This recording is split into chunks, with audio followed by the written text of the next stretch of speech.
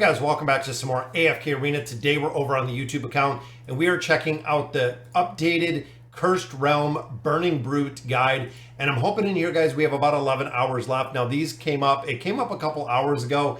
I am hoping with 2 challenges left that we're going to have the ability to score a little bit higher with the RNG factor. So I'm going to run through my teams, show you kind of where I can improve on here. Now looking at our first team, Edwin, we finally got the 3 of 9 furniture, making a big difference in here. Having him built out a little bit higher would be very, very good. We also did adjust the gear that we do have on Mortis, allowing him to take more damage so we can actually get an ult off a little bit quicker. Looking at the second formation, pretty well built in here. Overall, could build out the awakened version of Belinda a little bit. Palmer definitely could use some higher engraving. Overall on that team, pretty solid. Now this one, guys, Nevi with the plus 60 engraving. Again, big game changer in there. Also, Taylene, we built out considerable. Peanut needs to be built out a little bit more with the engraving as well. That is really the part that I'm lacking with a lot of these heroes, guys, is this engraving. Now looking at Solus, we have a couple heroes in here. All of them, as you can see, are 309 or the plus 30 signature item, the 9 of 9. Now, when it comes to the engraving, we have a majority of them. Solus is engraved, Raku is engraved, Mishka is engraved. This is a pretty solid team overall. Even Leonardo has engraving, but we do not have engraving back here on Khazard. Then, of course, we're running the Moth. The Moth will actually go right on Raku, allowing a lot of damage within the formation. Now, looking at this one, this is a new one that I'm running, guys. If you caught the live stream earlier, I actually built out Matria a little bit earlier. So we got Brutus and we got Screg. So we do have the Invade running Vathiel in here, and we do have Flora. Now, interesting enough, looking at the Burning Brute, the Cursed Friends guide, it showed Flora in here. Again, I tried out a couple different variations of it. So I'm really hoping Matria in here can do an incredible amount of damage. Then the final formation is going for the awakened version of Thane. We have Honesta. Again, Honesta needs that plus 60 engraving, would make a huge difference with that Brawler's protection. Then, of course, Drez having that 9 of 9 furniture. Again, when it comes to that damage aspect, guys, both of those heroes could be built up a little bit more. So as we're continuing and still making a lot of progression in here, let's see if the RNG can work. After this, we're going to go ahead, we're going to check out the guide. I'll put a link down below, and it looks like we just did a solid RNG push, guys. That took us to 12%, which was awesome. So that is a new record, but putting us at 12% within that leaderboard does put us in range to get those time emblems and the Stargazer cards. That is where we want to be, guys. Again, only a couple hours left. So let's go ahead. I'm going to run through the guide so we can check it out and see where you can improve. All right, guys, so here is the updated guide. Like you can see in the top right, Merc Priority, we have Baden, we have Belinda, we have Solus, we have Brutus, Taylene, Orthos, and then the awakened version of Thane.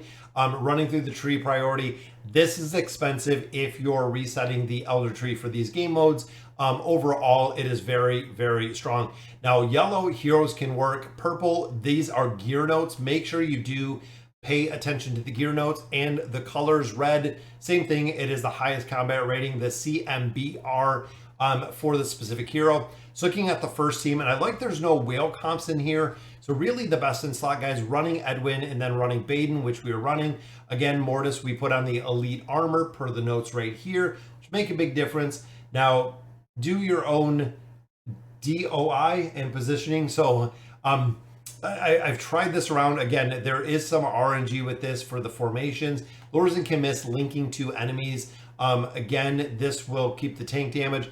If it isn't linking, taking off Baden's or Odin's boots, there's some bugs with this, guys, that there's different ways to really make it work. This week, again, we really want Lorzen's 9 furniture, which I do not have at all. I don't even have the 3 of 9 furniture for Lorzen, which again could amplify the damage within this formation. Then the pet builds, fully built Fire Breather is the best, but works on a couple different teams. Make sure you're paying attention to the pets. Now in here, guys, Belinda has to be the strongest one in here.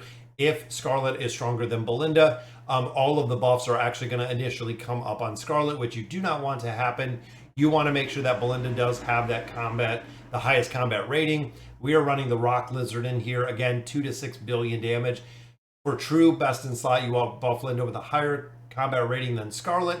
However, you can survive the other way. And then you can see there are a lot of subs in here for Palmer. Palmer is an absolute requirement to build. And then, of course, there are a few formations in here that do not run more real. If you do not have more real built, you can swap out a couple different variations.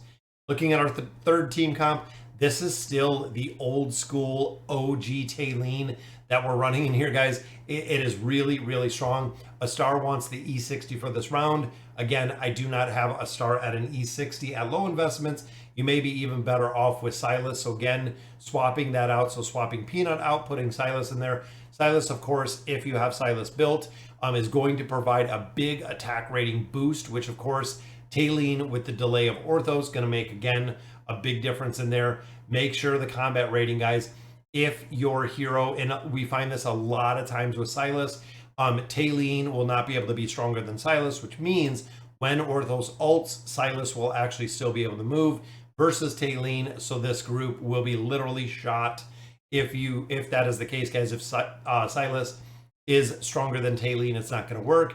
And we have the Savage Souffle up here as the pet. So again, making sure, guys, if you do not have Tailene strong enough, you're going to have to swap up and change his formation.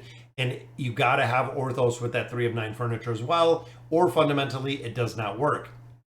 Looking at the team number 4, again, we have Leonardo, we have Solus, we have Khazard, we have Raku, and we have Mishka. Position 2, so if you're not running Solus, we have Joan in here. We also do have Yennefer. Belbello needs 15 minimum. That is why I do not use Belbello, guys. Not anywhere near 15 level pets at this point, which makes, honestly, the pet almost negligible in any formation because fundamentally the pet doesn't work without being at 15 in a majority of the formations, making the Phantasmoth the ones you want, or the Tufty Ears if you're going budget. Looking at round 5, guys, we have Brutus, we have Scrag. So again, the invade. If you don't have Brutus, you can see you can put in Olgath. Most players don't have Olgath. If you don't have Scrag, you can sub in Edwin. But of course, Edwin is the best in slot for the first team, which again is kind of interesting. Flora is in here, which again, I'm kind of on the question with Flora. If I dropped out Flora, could I pop in Lucretia, do a little bit more damage? In addition, I don't have Tamaris for this formation. So I had to sub in, I believe I subbed in Vathiel within this one. Again, so we're changing up fundamentally where this team is kind of built. And that is the reason we're able to score higher, guys, is going through here and swapping out the formation, subbing in the heroes that we need to, really makes a very big difference. And then looking at our final team down here, which of course is the boss team, guys. If you don't have the Awakened version of Thane built, there are a couple different subs in here, but you can see the alts in here actually go to Lucretia. But subs, if you don't have Warwick, we have Orin in here, we have Palmer, we have Cecilia, even pulling that up. And if you don't have Lucretia built, which you absolutely should, guys, she is one of the big best in slot priorities for a lot of game mode. Still does an incredible amount of damage. But looking here, we have pretty much the same. Most players will run Damon in here. I believe in here I was running Damon because I was utilizing some heroes in a different formation. So again, I'm going to have to look at that, make sure I do have that best in slot right there. Then of course we have Dresden here. The Awakened version of Thane is really strong though. Right here, the Alt 1 comp, if you don't have Thane, we have Damon, we have Dres, we have Anasta in there, works incredibly well. And then of course DPS options, guys, this is where it comes down to kind of the free to play aspect, where if you don't have some of the heroes built, there are a lot of subs, not going to score as high, not going to score, you know, as percentage wise low, but overall, guys, subbing in some of these heroes will make a very, very big difference. Again, big shout out to Cursed Friends for putting this out, guys. I know the absolute insane amount of work that goes into these guides. Big shout out to Tardos. I'm going to put the link down to the guide below so you guys can check it out. Let me know in the comments what you guys think. And as always, thank you guys for watching.